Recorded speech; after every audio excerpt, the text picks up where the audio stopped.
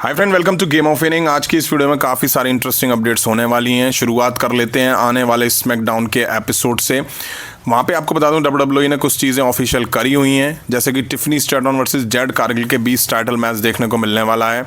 Tiffany Stratton को 250 days हो चुके हैं एज अ चैम्पियन। वहीं देखना होगा कि कौन जीतेगा। वैसे टाइटल टिफनी स्ट्रैटन को ही रिटेन करना चाहिए। पिछले कुछ टाइम से WWE टिफनी स्ट्रैटन को लेकर कुछ खास दिखा भी नहीं पा रही है, ना कोई खास फ्यूड इनके बीच दिखाई दे रही है।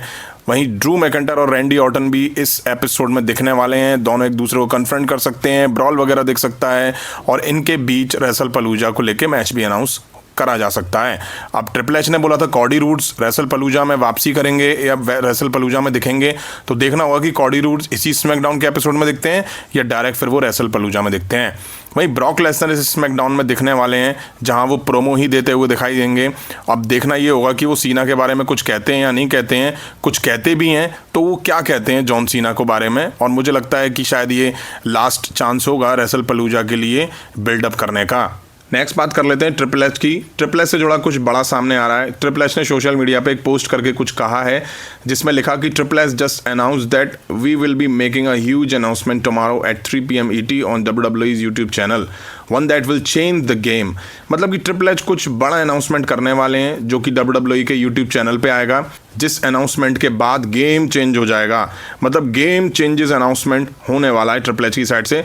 अब देखो, कुछ खास उम्मीद मत लगाना। ट्रिपल एच के मुंह से ये बातें हम कितनी बार सुन चुके हैं, खुद मुझे याद नहीं है। Are you ready? आप तैयार हैं? अब WWE में कुछ ऐसा होगा जो कि आपने हिस्ट्री में नहीं देखा होगा, वगैरह वगैरह। ये बहुत बार हम सुन चुके हैं। कुछ होता है? नहीं, कुछ नहीं होता। जैसा चल रहा है वैसे ही चलता रहता है। अब मुझे लगता है कि अनाउंसमेंट शायद रेसलमेनिया 43 2027 को लेके होगा, जो कि सऊदी अरेबिया में होने वाली है।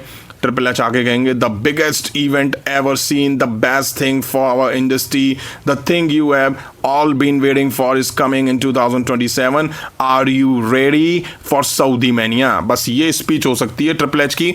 और मुझे लगता है ट्रिपल एच यहाँ ये अनाउंसमेंट कर सकते हैं कि 2 रेसलमेनिया में देखने को मिलेंगी, 2 मैनिया देखने को मिलेंगी 2027 में।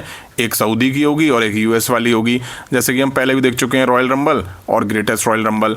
वहीं आपको बता दूं कि एक चीज़ और है, the Undertaker, Shawn Michael, Seth Rollins, Logan Paul, Bianca Belair, Liv Morgan, Stephanie Vaquer, Charlotte Flair, all are set to be present for WWE huge announcement tomorrow। ये सभी सुपरस्टार ट्रिपल एच के अनाउंसमेंट के time पे मौजूद रहेंगे। Next बात कर लेते हैं एजे स्टाइल के बारे में। रिसेंट के रॉ के एपिसोड में एजे स्टाइल ने एक छोटा सा प्रोमो दिया था, जिसको WWE ने ऑन एयर नहीं करा बल्कि कमर्शियल में दिखाया था। जहां एजे स्टाइल ने जो कहा, उसके बाद लगा कि वो ट्रिपल एच के बारे में बात कर रहे हैं, ट्रिपल एच को टारगेट कर रहे हैं, ट्रिपल एच को एक्सपोज कर रहे हैं। अब रिपोर्ट्स आ रही हैं। रिपोर्ट्स क्या, मैंने तो पहले ही बोल दिया था, जिसमें बताया गया कि रेसल वोट ने कहा है कि इस वीक रॉ में जो एजे स्टाइल का कोई प्रोमो शूट नहीं था, या WWE की तरफ से कुछ अलग करने की नई कोशिश थी, या देखने के लिए कि क्या ये वायरल होता है या नहीं होता है। मतलब कि सब कुछ स्टोरी लाइन का पार्ट था। WWE कुछ प्रैक्टिकल करके देख रही है और वाकई WWE को इससे फ़ायदा हुआ होगा। फैंस एकदम से भड़क गए कि भाई एजे स्टाइल के साथ ऐसा क्या हो गया, लेकिन सारा कचरा WWE ने कर दिया। क्लियर पता चल गया कि ये एक स्टोरी लाइन है, क्योंकि WWE ने इस प्रोमो को अपने यूट्यूब चैनल पर डाल दिया। तो भैया, अगर ये ऑफ स्क्रिप्ट था, अगर ये प्लान का हिस्सा नहीं था, तो WWE इसको हटाती, डालती नहीं, लेकिन इन्होंने डाल के सारी जो हाइप थी वो खुद ही ख़त्म कर दी। नेक्स्ट बात कर लेते हैं स्टेफनी वकर के बारे में। पिछले कुछ टाइम से स्टेफनी वकर मैचेस वगैरह या यूं कहूँ प्रोमो में नहीं दिखाई दे रही हैं, जिसके बाद इस तरह के रूमर्स सर्कुलेट होने लगे थे कि क्या वो इंजर्ड हैं। मेजर इंजर्ड नहीं है, लेकिन माइनर इंजर हैं, कुछ उनको हुआ है, बट ये सब बकवास है। खुद इस पे स्टेफनी वकर ने रिएक्ट करते हुए कहा कि I saw social media sometimes many things are not real, there is no injuries, I am ready for Raw next Monday. उन्होंने कहा कि मैंने सोशल मीडिया देखा, कभी कभी कई चीज़ें सच नहीं होती हैं, कोई इंजरी नहीं है, मैं नेक्स्ट मंडे नाइट रॉ के लिए तैयार हूँ। हाँ, तो क्लियर है कि स्टेफनी वकर कोई इंजर्ड नहीं है और रेसल पलूजा में वो टाइटल के लिए मैच भी लड़ती हुई हमें दिखाई देने वाली हैं। नेक्स्ट बात कर लेते हैं रे मिस्टीरियो के बारे में। जैसा कि रे मिस्टीरियो काफ़ी टाइम से WWE में नहीं दिखाई दिए हैं इंजरी की वजह से।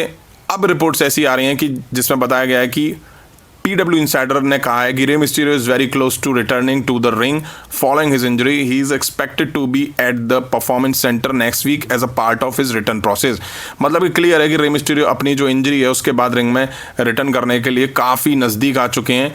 उनका जो रिटर्न प्रोसेस है वो नेक्स्ट वीक परफॉर्मेंस सेंटर में से शुरू हो जाएगा। मतलब वो पहले परफॉर्मेंस सेंटर जाएंगे, वहाँ पे कुछ ट्रेनिंग वगैरह करेंगे, अपने हाथ पैर खोलेंगे और फिर वो WWE की रिंग में वापसी करते हुए दिखाई देंगे। और ये प्रोसेस अब शुरू हो चुका है। अब देखते हैं वो कब तक वापसी करते हैं और रिटर्न के बाद किसके खिलाफ दिखते हैं। जहाँ तक मुझे उम्मीद लग रही है तो शायद वो एल ग्रांडे वगैरह के खिलाफ ही हमें देखने को मिलने वाले हैं, क्योंकि LW और एल ग्रांडे का कुछ ना कुछ सीन चल ही रहा है।